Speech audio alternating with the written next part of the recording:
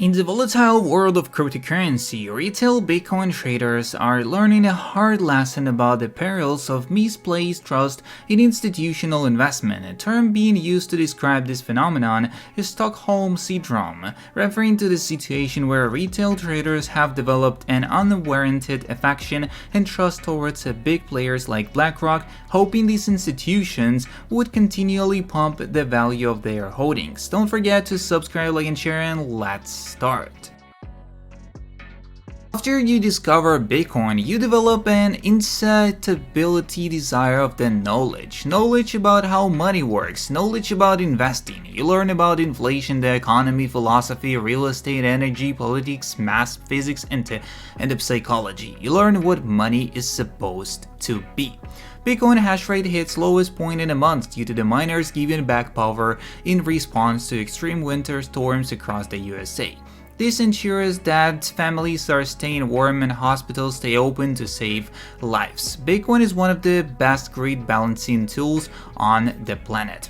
They haven't even started selling Bitcoin yet.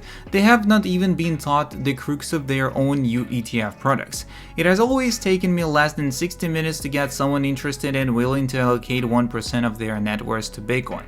Someone with traditional asset wealth doesn't care about what the flip-flop maxis care about. Their life is good, the family is good, the holidays are good, not great most of the time, but good enough to not worry. And they are so focused in the direction of the assets they are already holding, mostly real estate for those under 30 million net worth, that Bitcoin is likely a speculative Rolex purchase. Insignificant and unimportant, yet because it's not physical it scares them. So I always use 3 steps process to get the allocation done. Part 1, introduce goals, what a Bitcoin, build excitement, latest developments. Part 2, educate.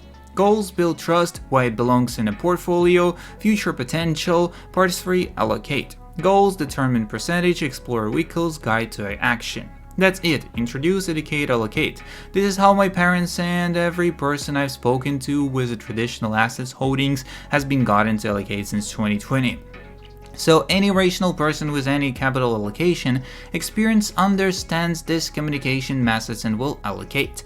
Under 60 minutes every time. Useful for both individuals trying to guide their family and advisors who can finally see and sell Bitcoin ETF products. Next up is, everything is abundant relative to Bitcoin, and that's why Bitcoin is a price will rise forever. Every 4 years, the supply of Bitcoin is cut by 50%. Currently, the Bitcoin network issues 6.25 Bitcoin every 10 minutes. In April 2024, this supply will drop to 3.125 Bitcoin every 10 minutes. In 2028, the new supply issuance will drop to 156 Bitcoin every 10 minutes. This will continue until 21 million Bitcoin are mined in 2140. No other commodity has a restriction like this. As long as we have the resources, raw materials, and labor, we can create more of everything else. Bitcoin is the first instance of digital scarcity, and this differentiates it from everything else on the planet. Bitcoin, 21 million supply, 8 billion people. They didn't want it to bomb on approval day. Grayscale CEO Barry Silbert resigns. GBTC mysterious left their fee 150 BPS forcing super liquidity. Suspicious? Be patient, let them stack their Bitcoin, and then we're going to the moon. Stockholm Syndrome for retail Bitcoin traders that fell in love with the BlackRock and big money, believing they will be happily pumping retail backs. Indeed, you were wrong at 48k, indeed we are at 42k now, and indeed we will go down even more. Since starting at Swan a few weeks ago, one thing is becoming abundantly clear, as a lot of Americans are planning to retire on Bitcoin. Most of the high net worth clients, unsurprisingly, are either Gen X, my generation, or boomers. That much was expected. What I didn't expect was the quantity of people with IRAs who are keen on holding real Bitcoin in their retirement accounts. They're coming in droves every single day, and they are already convicted about Bitcoin because of the quality and quantity of Bitcoin-focused content out there. Most are not on crypto Twitter, but they are on YouTube, paying close attention to folks like Lean Out and Contact, and many have watched Breedlove 22's What is Money show. And Peter McCormack's What Bitcoin Did. America is being orange-pilled at a level that most people are wholly unaware of.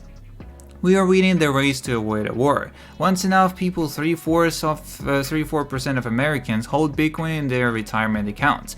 It will become extremely unpopular to talk about banning self-custody, as getting Bitcoin into retirement accounts is how we defeat people like Sam Warren. Because it'll be political suicide to even bring up banning people from holding their own keys. Bitcoin has been above 40,000 for 44 consecutive days, 134 days overall, while Bitcoin 200-week moving average just went above 30k for the first time.